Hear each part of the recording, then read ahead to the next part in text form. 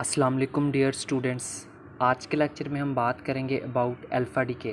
Students, theory of alpha decay को हमने discuss करना है। तो सबसे पहले हम उसकी डेफिनेशन देखेंगे, उसका इंट्रोडक्शन देखेंगे, बाद में हम इसको कम्प्लीटली एक्सप्लेन भी करेंगे। तो थोड़ा सा लेंथी लेक्चर होगा, बट ये है कि थ्योरी ऑफ अल्फ़ा डीके से रिलेटेड जो इनिशियल इन्फॉर्मेशन है, इसका कंसेप्ट है, वो आपको A to Z सारा कवर हो जाएगा। ठीक है, तो बिल्कुल भी लेक्चर को मिस नहीं करना। तो स्टार्ट करते हैं इसकी डेफिनेशन के साथ। The radioactive decay in which an atom an atomic nucleus emits an alpha particle and thereby transforms into a nucleus of mass number reduced by 4 and charge number reduced by 2 is called alpha decay. ठीक है, तो alpha DK क्या है? ये basically हमारे पास एक ऐसा process होता है जिसमें कोई भी रेडियो एक्टिव एलिमेंट जो है वो डीके होता है। ठीक है, जिसके अंदर होता क्या है, जो एटॉमिक न्यूक्लियस होता है ना, वो अल्फ़ा पार्टिकल्स को एमिट करता है। एक बात तो ये होगी। ठीक है, और दूसरी बात इसमें क्या है, वो ट्रांसफॉर्म होता है किस फॉर्म में? एक ऐसे न्यूक्लियस में जिसका मैस नंबर जो है वो 4, यानी कि पहले अगर उसका मैस नंबर कुछ था ना, तो उसमें से वो मैस नंबर 4 अदद कम हो जाएगा। ठीक है, और इसी तरह से उसका जो चार्ज नंबर है वो रिड्यूस्ड हो जाएगा 2। ठीक है, तो ये उसमें फ़र्क आएगा, यानी कि जो है वो रेडियो एक्टिव डिके के बाद एक तो उसका जो एटॉमिक न्यूक्लियस होगा वो क्या इमिट करेगा? अल्फ़ा पार्टिकल्स इमिट करेगा, और उसके बाद वो एक ऐसे न्यूक्लियस में ट्रांसफॉर्म हो जाएगा जिसका जो मैस नंबर होगा वो रिड्यूस्ड बाय 4 होगा, और उसका जो चार्ज नंबर है वो रिड्यूस्ड बाय 2 होगा। ठीक है, तो इसको हम क्या कहते हैं? इसको हम नाम देते हैं अल्फ़ा डीके का, या फिर हम इसको कहते हैं थ्योरी ऑफ अल्फ़ा डीके। ठीक है, ये इसका इंट्रोडक्शन था, डेफिनेशन थी। यहाँ से देखिए मज़ीद, the alpha decay is same as the nucleus of a helium. ठीक है, तो अल्फ़ा डीके सेम है, जैसे कि हमारे पास क्या होता है, जो न्यूक्लियस है उसका हीलियम का जो न्यूक्लियस होता है वो क्या है? Same as it is alpha decay की तरह होता है। ठीक है, सो जैसे यहाँ पे एक हमारे पास देखिए कि यहाँ पे एक रिएक्शन है, the transportation of a nucleus ZXA in alpha decay is related. अब बेटा कोई भी हमारे पास जो है वो हमारे पास एक न्यूक्लियस है जिसको हम कहते हैं ZXA। ठीक है, सो ये आ गया। ठीक है, हमारे पास तो उसमें देखिए हमारे पास जो है वो उसका जो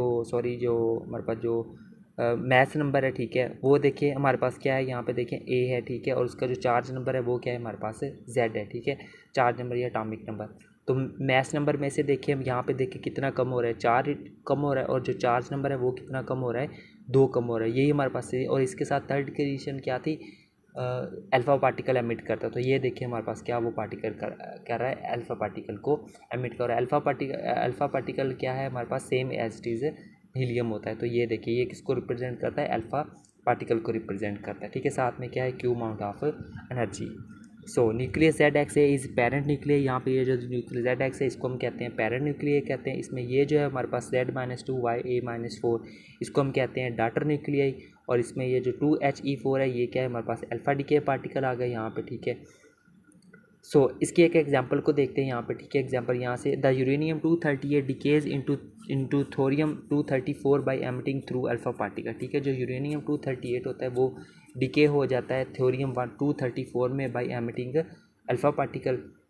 the transmutation equation of alpha decay is given by. तो इस रिएक्शन की जो ट्रांसमुटेशन इक्वेशन है वो हमारे पास ये दी हुई है। तो देखिए ये हमारे पास क्या है? यूरेनियम है। ठीक है, जिसका जो है वो मैस नंबर 238 है, और चार्ज नंबर क्या है? 92 है। ठीक है, तो इस रिएक्शन के बाद देखिए वो थोरियम में कन्वर्ट हो गया, और देखिए उसका जो मैस नंबर था उसमें से देखिए कितना कम हो गया? 4 कम हो गया, और जो उसका जो चार्ज नंबर था वो कितना कम हो गया? 2 कम हो गया। ठीक है, तो पहले reduced by 4 reduced by 2 condition, और साथ में क्या उसने एमिट किया? अल्फ़ा पार्टिकल को एमिट किया। ठीक है, so the process of alpha decay can be understand by using experimentally measured characteristics called half life and Q value. तो इस प्रोसेस को, अल्फ़ा डीके के प्रोसेस को कम्प्लीटली अंडरस्टैंड करने के लिए हम जो है वो एक्सपेरिमेंटल जो मेजर्ड कैरेक्टरिस्टिक है हम जिनको हम हाफ लाइफ और क्यू वैल्यू कहते हैं उनको हम यूज़ कर सकते हैं। ठीक है, तो अब इन्हीं दोनों को हम देखते हैं। सबसे पहले हम हाफ लाइफ को देख लेते हैं। ठीक है, the rate of radio active decay is typically expressed in term of either radio active half life और रेडियो एक्टिव डिके कॉन्स्टेंट। तो इसको जो है वो हम बेसिकली हम या तो इसको रेडियो एक्टिव हाफ लाइफ में से डोनेट करते हैं, या फिर रेडियो एक्टिव डिके कॉन्स्टेंट। तो हाफ लाइफ की अगर हम बात करें तो वो आ जाएगा हमारे पास T1/2 is equal to natural log 2/λ। ये हमने हाफ लाइफ वाले टॉपिक में रिलेशन ड्राइव किया था। ठीक है, यहाँ से मज़ीद देखें, where T1/2 is experimentally measured quantity why lambda is decay constant and gives the probability of decay per unit time of a particular radioactive nucleus. ठीक है, so the proportionality P of decay of nucleus in time D T is given by, तो उसके जो probability है, proportionality मैं इसको read out करके, probability है उस डिके, उस न्यूक्लियस के डिके होने की, वो क्या है हमारे पास P is equal to lambda D T के बराबर होती है, ठीक है। इसको हम इक्वेशन नंबर 2 का नाम दे देते हैं। अब बात करते हैं हम क्यू वैल्यू की, ठीक है। The Q value of alpha decay reaction can be calculated by using law of conservation of energy and momentum. तो क्यू वैल्यू को अगर हमने कैलकुलेट करना हो किसी भी अल्फा डिके की, उसको हम कैलकुलेट कर सकते हैं by using law of conservation of energy and law of conservation of momentum. अब इन दोनों लॉज को हम 1 बाय 1 करके यूज़ करके क्यू वैल्यू निकालते हैं। तो पहले हम देखते हैं law of conservation of energy. तो इसके मुताबिक देखें, consider an initially decaying nucleus ZXA is at rest with its kinetic energy KX is equal to 0। तो फ़र्ज़ कर लेते हैं कोई भी हमारे पास एक न्यूक्लियस, एक डिकेइंग न्यूक्लियस है जो कि अपनी इनिशियल कंडीशन में है, उसका ZXA से डोनेट किया और उसकी जो काइनेटिक एनर्जी वहाँ पे अभी 0 है हमारे पास, ठीक है, जिसको हम KX से डोनेट कर रहे हैं। Its energy is just the rest mass energy given as MX। तो उसकी जो एनर्जी है वो क्या है हमारे पास, रेस्ट मास एनर्जी के बराबर होती है, जिसको हम डोनेट करते हैं MX से, C² से डोनेट करते हैं, ठीक है। यहाँ से देखें, द न्यूक्लियस, ये आगे daughter nucleus and the alpha particle generated in alpha decay are in motion, ये दोनों क्या है हमारे पास मोशन में।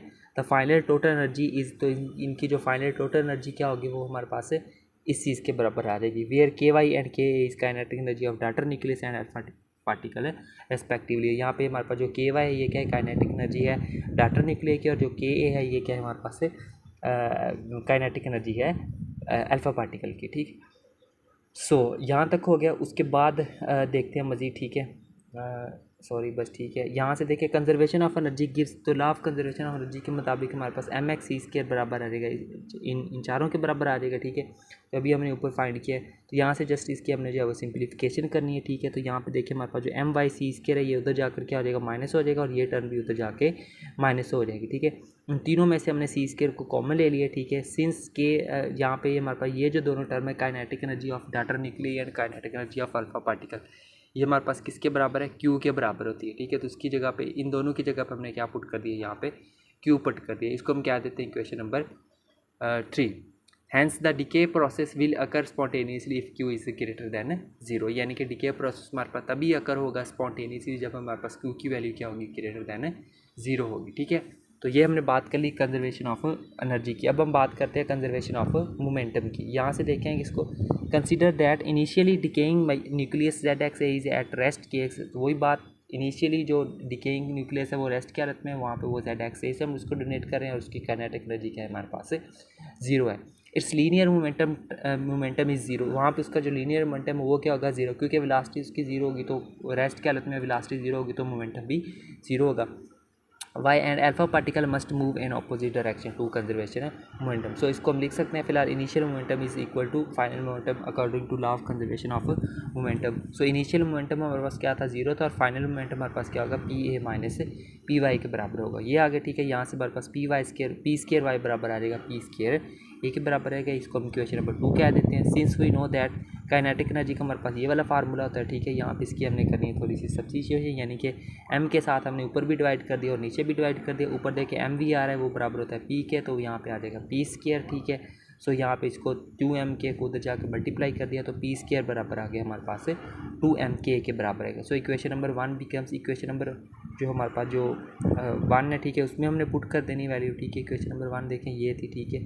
सो सॉरी ऊपर वाली इक्वेशन थी, ठीक है। तो इक्वेशन नंबर 1 में हम उसकी वैल्यू पुट कर देते हैं, ठीक है। तो वो हमारे पास क्या आ गई, 2MYKY is equal to 2MAKA के बराबर आ गई इसकी वैल्यू, ठीक है। सो यहाँ से अगर हमने K की वाई की वैल्यू निकालनी हो तो वो बराबर आ जाएगा KY is equal to MAMY into KA। ये क्या हमारे पास इक्वेशन नंबर 3 आ, ओके।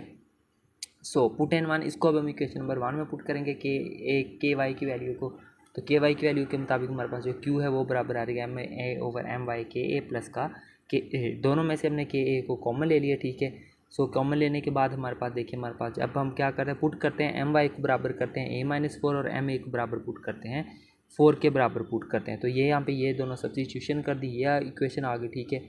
इसके इन दोनों का ले लिया एलसीएम लेने के बाद हमारे पास ये कैलकुलेट 4 - 4 0 ये आ गया। इसको जब हम सॉल्व करेंगे, बच्चों वाली कैलकुलेशन है, तो KA बराबर आ जाएगा हमारे पास 1 - 4A इंटू Q के बराबर आ जाएगा, ठीक है। सो आगे देखते हैं, for a typical alpha particle emitter nucleus says अब कोई भी हम एक अल्फ़ा पार्टिकल ले लेते हैं, ठीक है, उसको कौन सा ले लिया हमने, यूरेनियम 238 ले लिया, ठीक है। सो के अब हमारे पास बराबर आ गया 238 के बराबर आ जाएगा, ठीक है। यहाँ पे इसका एलसीएम लेकर सॉल्व करेंगे तो के kinetic energy of alpha particle किसके बराबर आ गई, 0.98 क्यू के बराबर आ गए, ठीक है। So it shows alpha particle carries kinetic energy about 98% of the Q value. तो क्यू वैल्यू की कितना, 98% एनर्जी को कैरी करता है कौन, alpha particle. The daughter nucleus shares only 2% of Q value. तो यहाँ से हमें पता चलता है कि जो डाटर न्यूक्लियस होता है वो सिर्फ 2% एनर्जी क्यू वैल्यू की एनर्जी को कंटेन करता है, शेयर करता है, ठीक है। The Q value of typical alpha particle of 92 uranium 238 is calculated. तो उसकी अगर हमने क्यू वैल्यू कैलकुलेट करना हो तो उसको हम इस फार्मूले की मदद से हम कैलकुलेट कर सकते हैं यूरेनियम 238 के लिए, ठीक है। तो ये हमने जो है वो उसको लिख लिया, मैथमेटिकल फॉर्म में लिख लिया, ठीक है, क्यू वैल्यू के फार्मूले में। तो ये इसकी कुछ एग्जैक्ट वैल्यूज़ हैं, ठीक है, इन सब टर्म्स की, तो वो आपने ज़बानी याद करनी है, ठीक है। वो वैल्यूज़ पुट कर दी, उसके बाद कैलकुलेशन की तो क्यू की वैल्यू कितनी आ गई, 4.25 मेगा इलेक्ट्रॉन। तो ये क्या आ गई, so the kinetic energy carried by alpha particle in this decay reaction is ये आ गई, ठीक है। तो हमारे पास काइनेटिक एनर्जी कितनी निकल के 4.165 मेगा इलेक्ट्रॉन वोल्ट निकल के आ गई। अब हम लास्ट पे देख लेते हैं relation between Q and T. यहाँ से देखें, it is experimentally found that Q value of alpha emitter and its half life are inversely proportional to each other. जो क्यू वैल्यू होती है और हाफ लाइफ होती है वो क्या होती है हमारे पास है, इन्वर्सली प्रोपोर्शनल होती है एक दूसरे के। It is called Geiger neutral relation. तो इसको हम जो है वो गिगर न्यूट्रल रिलेशन भी कहते हैं, और ये हमारे पास किसके बराबर होता है, Q is inversely proportional to 1 half life. So यहाँ पे देखें, this relation shows that half life vary so much when Q value changes, ठीक है, लिटिल बिट। जो जब जैसे थोड़े बहुत भी अगर क्यू वैल्यू चेंज होगी तो हाफ लाइफ में भी क्या आएगी, चेंजेस आएंगी, ठीक है। इट वाज एक्सप्लेन्ड बाय गैमो, इसको गैमो ने एक्सप्लेन किया था इन 1928 very successfully by using quantum mechanics. तो गैमो ने इस चीज़ को एक्सप्लेन किया था उसने सक्सेसफुली 1928 में। सो गैमो ने अपनी किस तरह इसने इसको एक्सप्लेन किया था, किस तरह उसने इसको प्रूव किया था, उसके लिए हम यूज़ करते हैं गेमो थ्योरी, जो कि गेमो थ्योरी वाला जो टॉपिक है वो हम करेंगे नेक्स्ट लेक्चर में डिस्कस, ठीक है। तो आज के लिए बस इतना ही काफ़ी है। उम्मीद करता हूँ आपको थ्योरी ऑफ अल्फा डीके आपको अच्छे तरीके से समझ आया होगा। थोड़ा सा लेंथी लेक्चर है लेकिन इसको आपने सेम एज इट इज़ करना है, ठीक है। तो बस ये इतना काफ़ी था हमारे लिए आज के लेक्चर में, ठीक है स्टूडेंट। तो बस इतना था, यही था हमारा आज का लेक्चर। मिलते हैं नेक्स्ट लेक्चर में गेमो थ्योरी ऑफ अल्फा डीके। तब तक के लिए टेक केयर एंड अल्लाह हाफिज़।